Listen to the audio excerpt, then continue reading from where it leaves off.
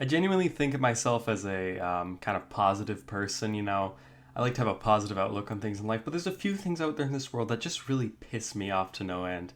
And one of those things is people who think they know what they're talking about and they don't know what they're talking about.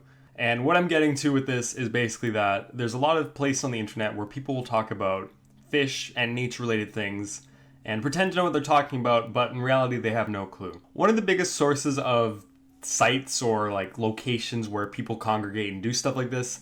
It used to be online message forums. You'd have all those like fish related ones, but that's not what we're going to be talking about today. What we're going to be looking at today is the biggest source of terrible content on the entirety of the internet when it comes to fish keeping. And that's Discord. And there's actually a lot of fish keeping servers. The one I am majorly part of is called the Community Tank. Link in the description to join. But that's not what we're going to be talking about today. We're going to be talking about one in particular, and we're going to take a look at it right now. And it's called Aquatic Affinity. It's just sort of your generic server, you know. There's fish related things in here, but there's a few things in this server that have really bothered me, and I thought it would be worth checking them out. So that's what we're doing in today's video. Plus, I got requested by a certain someone exposing Aquatic Affinity a decent amount of times. So this one's for you. Let's get into it. I'll do 4chan at some point. Not this one, obviously, but it will happen. So stay tuned. Hope you enjoy my Garami in the background. He's just kind of doing his thing. All right, let's get into this. Consider this an exposed video, if you will, but really what we're going to be doing here is just taking a look at some of these posts on this server that are just so brain-hurtingly bad. They just make you want to just sit back and be like, what the hell am I reading? All right, let's just take a look here. So this is the server. We got some decent things going on here. It's formatted, well, you got your general freshwater, saltwater, brackish. There's some fish servers out there that go way over the top. They have like a beta chat. Like we're not going over the top here. It's okay, but the brackish channel has nothing. Oh, that's kind of it's so stupid. I didn't even know that. I was just talking about how like they don't have any useless channels, and then we just instantly click on one with absolutely nothing. Here's what pissed me off, right? All this stuff like water chemistry. Here's the key problem with this server. This is the owner or is an administrator. He's the only admin I've ever seen online, so I assume he's like the top dog here. This guy doesn't know what he's talking about. Okay, I've only been fish keeping for 2 years now. I don't know how long this guy's been doing it, but he doesn't know what he's talking about. Look, this guy's got high nitrites. Obviously, he's cycling a bloody tank, okay? This guy, instantly, does your tap water have nitrate? Like, so there's nothing really wrong with this chemistry chat. Well, they're probably, I'm sure there's questions in here like, oh, actually, no, it's not that bad. Never mind. Let's move on to the next thing. This isn't that bad. I was expecting to find some stuff like people saying test your water every day, which we'll check out in another server on some other day. But this isn't that bad. There are a few things in here that I need to find because they are really bad, and I'll see if I can search for them right now. So this person's asking about this type of bottle bacteria. Now I'm gonna red pill everyone here. Tank cycling is a myth. Okay. You do not need to, and I've fallen for this too. I cycled my 10 gallon. I spent like 3 months doing it because I'm lazy. But tank cycling is not something you need to do. You need to have beneficial bacteria, don't get me wrong. But waiting 2 months for a tank to cycle, you shouldn't be doing that. Here's what you do. Get your first tank, you can cycle that one. Then what you do, you take some of the media from that tank, you chuck it in your new filter, it grows. You can basically instantly cycle, okay? What this guy's asking for is those bottled bacteria you get at like PetSmart and stuff, where it's like, oh, instant start bacteria stuff. That stuff is, as far as I'm aware, it's basically useless. I'm sure you could get something out of it, but why bother? Just get some used filter media. Like, it solves all your issues. But basically, this guy was doing that, and he was wondering if he could help with the in-fish cycle. An in-fish cycle, for those of you that don't know, is something I've done twice because I'm an idiot. The first time being in that 9 gallon there when I first set up my aquarium. There's no video on that because I wasn't making videos back then. But basically, I chucked a bunch of fish in an uncycled aquarium and most of them died. So it was an in-fish cycle. The second time I did it was with a tank at school where we got 5 golden barbs and watched them slowly die to death. But basically what it means is when you start an aquarium, you chuck in stuff so nitrates build up. And in this case, you chuck in fish. And so we're calling this guy out for, doing an in-fish cycle and just cycling in general. And this guy's saying like, my other option is putting them in a smelly little fish bowl. And basically this guy Oscar, my bad. He's just saying, don't bother. Get some cyclamine. Yeah, just get some from your local fish store. Like, you don't even need to cycle your own tank. Anyways, this guy's saying he doesn't have any friends. And then basically, Oscar is saying that cycling's a meme, as I just mentioned. Now, here's where it gets a little interesting. They're talking about like, adding live plants to reduce ammonia. That's fine. There's nothing really bad here. And then this guy's saying, like, water change every day, and then, whatever. I cycle my... here is the genius. This guy, $, whatever the frick we're going to call him. This guy's like, oh, water change every day. That's going to remove too much ammonia, nitrate. Okay, I don't really agree with that, but, whatever. This guy then comes out to say, I cycle my tanks with pure ammonia because it's fast, and it's what all the pros do.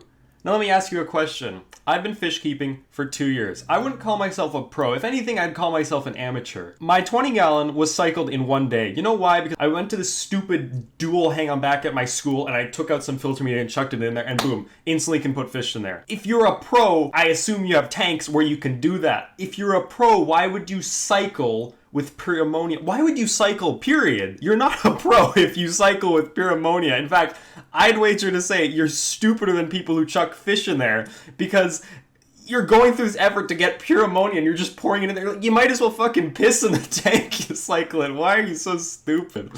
So anyways, yeah, this guy's just I called him out right here. Pro cycles tank. Okay. And here's the weird thing. So this guy he starts talking about basically, we'll just show it through here. Pros do it because he's a pro and you're allowed to, he's like prefers to do it because his cycle media is disgusting. Yeah, I mean, you're supposed to clean your filter. And Oscar says correctly, you can prefer ammonia, but it is objectively slower and objectively worse, and a pro wouldn't do that. And that's not an opinion, that's a fact. That's like saying, I don't know, that's like saying I prefer to use plastic plants. Like, okay, you can prefer them, but they're objectively worse. They don't remove any nitrate, they don't look good, and they don't provide a naturalistic environment, but I mean, you can prefer them. And then he says some pros I know do it, including the king of DIY. Yeah, real pro rear Joey. We'll make a video on Joey at some point because oh boy. So why is king of DIY a pro? Oh, well, he's been in the hobby for 20 years and he has 4 Asian arowana. And as Blessed states, Asian arrows are really easy. Now, I don't have arowana. Look at my setups, okay? Dude, does it look like I got arowana? I got a 9-gallon and a 10-gallon, a whole shelf of unfinished products. A 2.5 bowl, a failing pond barrel thing, and a 20-gallon. I've never kept arowana. I probably never will. But the point is, just because a fish is big doesn't make it difficult, okay? Flower horns aren't difficult. I knew a guy who kept a flower horn in a 10-gallon, all right? Big fish doesn't equal hard, okay? So these guys start arguing. Stupid? You stupid. How are Asian arowana easy? And yeah, unless you're one of those big tank hard people, all right? But yeah, they just start arguing about this stupid stuff, and it's like, yeah, okay, they're literally just talking about how, talking about how different conditions make certain fish harder, not the size of the fish. If you're trying to keep, I don't know, like some wild caught thing like pygmy sunfish, but those aren't, as far as I'm aware, those aren't even that difficult. If you're keeping something wild caught, they require, like, what I think hill stream loaches require like excess flow. So that, you could consider that difficult because you need to provide for the fish's specific needs. If I went outside to a creek over here, I just doxed myself, and I caught some fish, it could be difficult to replicate. I might need to, say, test the water chemistry to see exactly what it is in case they won't acclimate to a new pH or something like that. I might need to add plants from their environment. I might need to feed them live food. That's when it becomes difficult. Just because a fish is big doesn't make it difficult, but it goes on and on and on and on and on and on and on about this stuff. And then Gilgamesh starts arguing, and Gilgamesh is an idiot, okay? Gilgamesh, stupid. So I'm not, and it gets, it's just then they start talking about how money equals difficulty. Buddy, a pleco is not hard. You could keep a pleco in your bathtub. Just because it's gonna cost you, I don't know, $75 a month to buy a big enough fucking pumpkin to chuck in there to feed your pleco doesn't mean he's hard to keep, okay? Now, I want to take a deeper look at this Gilgamesh fella because he's a very interesting guy. So what we're going to do is just type, very useful Discord command, type from : and then we can search for any user has image. So obviously, if you're an owner of a fisher, I'd expect you to have some pretty cool tanks, okay? Maybe it's some hardcore aquascape that I'm not a fan of, but the point is I expect you to have something that at least somewhat replicates the environment of the fish. And, maybe you're keeping some more advanced stuff. Maybe just not like me with my PetSmart Tetras and Gourami. Maybe you got something a little more interesting. Maybe you've got, some monster fish in a big tank. Maybe you've got some pygmy sunfish or something smaller. Maybe you've got some wild-caught fresh fish that require live feeding. Maybe you've got some saltwater stuff or even some brackish. So let's take a look at some of the images this guy sent. Looking for any sort of like fish tanks and stuff like that. So let's...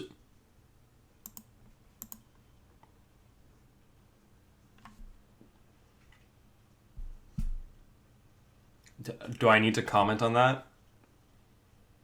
Do I really need to comment on this Tupperware of a tank with one beta in it, with some anavis and some floaters? Do I need to comment on this? This zero background. Yeah, this zero background tank. Why is it's this, I hate it. It's so bad. How can you think that looks good? How can you have that and think it looks good? It doesn't look good. It's so awful. And beyond the fact, we can get all subjective and say, oh, spiritual, you can't say it looks bad. Look, your tanks are ugly. You know what? Fine. But you're not going to come out here and tell me that the admin of a fish server can only have a beta. Really? That's what we're going with? All right? The admin, the creator, the one who runs everything, the god of the fish server has a beta in the ugliest tank I have seen since... I don't know, some of them we looked at in the Reddit video. It's just bad, man. It's ugly. And pretty. Yeah, okay. It's in a dorm. Okay, I can accept that a little. Actually, no, I can't. No, I can't. It's still bad. This is a fun one. This shows the... This is some level of comedy after we've crapped on this guy Gilgamesh for a while. Let's have a little laugh about him as well. The town in his college has tap water with a pH of 9. That is pretty darn alkaline. And he's trying to keep a beta. So obviously, beta's like their soft water. He's probably not going to be the happiest guy. We can ignore the fact that pH, unless it's in extremes, is probably just a false flag. But...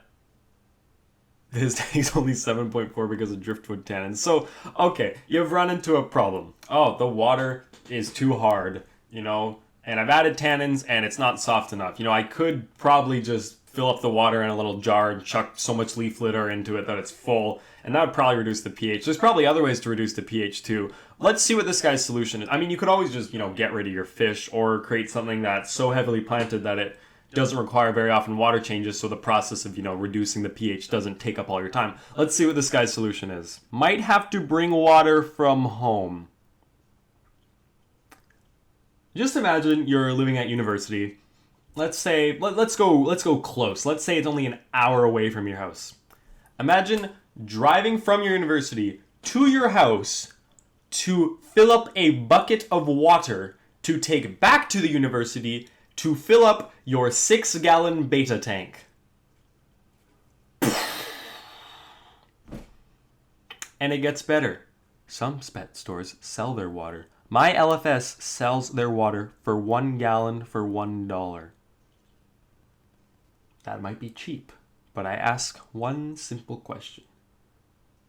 Why would you buy water from your LFS? What do you gain from that? Oh, look, my water's hard. I better buy some soft water. It just blows my mind. Imagine going to your fish store, like local, okay, even 20 minutes away. You go to your 20-minute away fish store, you buy 9 gallons of water for $9. It blows my mind on so many levels. And this guy, I'm probably going to end up bringing water from home because I don't want to screw with chemical treatments. Oh my god, this server, man. I can't do this, man. It's so awful. Do pond snails fight? Really? Do pond snails fight?